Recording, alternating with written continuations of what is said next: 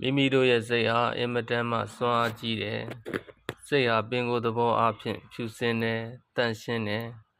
အဲ့ဒါကိုလိုချင်တက်မှတ်မှုလောဘစတဲ့မကောင်းတဲ့တရားတွေနဲ့အယောင်ဆိုးလိုက်တဲ့အခါညှဉ်းနှွမ်းတဲ့မကောင်းတဲ့စိတ်ရဲ့လို့ဖြစ်သွားတယ်ယုံကြည်မှုတရားစတဲ့ကောင်းတဲ့တရားတွေနဲ့အယောင်ဆိုးလိုက်တဲ့အခါဖြူစင်တဲ့ကောင်းတဲ့စိတ်ရဲ့လို့ဖြစ်သွားတယ်ဒီတော့လူတိုင်းမှာဖြစ်ပေါ်ကြတဲ့စိတ်အခြေအနေကိုအကြံပြင်းအားဖြင့်ကောင်းတဲ့စိတ်အခြေအနေနဲ့မကောင်းတဲ့စိတ်အခြေအနေဆိုပြီးနှစ်မျိုးပြောနိုင်ပါတယ်ဒီစိတ်ပိုင်းဆိုင်ရာအခြေအနေတွေအလုံးကိုဥဆောင်တာသည်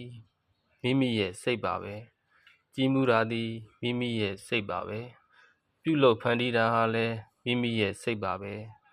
ဆိုလိုတာကကောင်းခြင်းလဲဒီစိတ်မကောင်းခြင်းလဲဒီစိတ်ပါပဲကိုဟာဓမြအဖွဲ့ကိုဥဆောင်ပြီးဖွဲ့စည်းမယ်ဆိုရင်ဓမြကိုင်းကောင်းဆောင်ဖြစ်သွားမှာပါပဲသူတော်စင်အဖွဲ့ကိုဖွဲ့စည်းပြီးဥဆောင်မယ်ဆိုရင်သူတော်စင်ကိုင်းကောင်းဆောင်ဖြစ်သွားမှာပါပဲဒီဥပမာလိုပဲ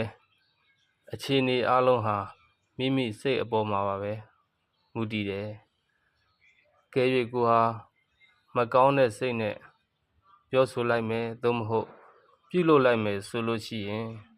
ဒီလိုပြောဆိုပြုလုပ်ခြင်းကြောင့်ကိုရရှိလာမဲ့အကျိုးတရားသည်ဆင်းရဲဒုက္ခသာဖြစ်တယ်ဒီဖြစ်ပေါ်လာတဲ့ဆင်းရဲဒုက္ခဟာလဲတဘိုးကိုထမ်းတဲ့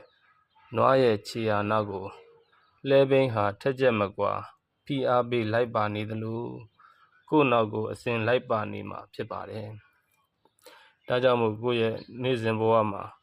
ဆင်းရဲဒုက္ခတွေနည်းတဲ့နည်းဖို့ဆိုရင်မိမိတဏ္ဍာမှာမကောင်းတဲ့စိတ်တွေဖြစ်မလာအောင်ကြိုးစားအားထုတ်ကြရမှာပဲဖြစ်ပါတယ်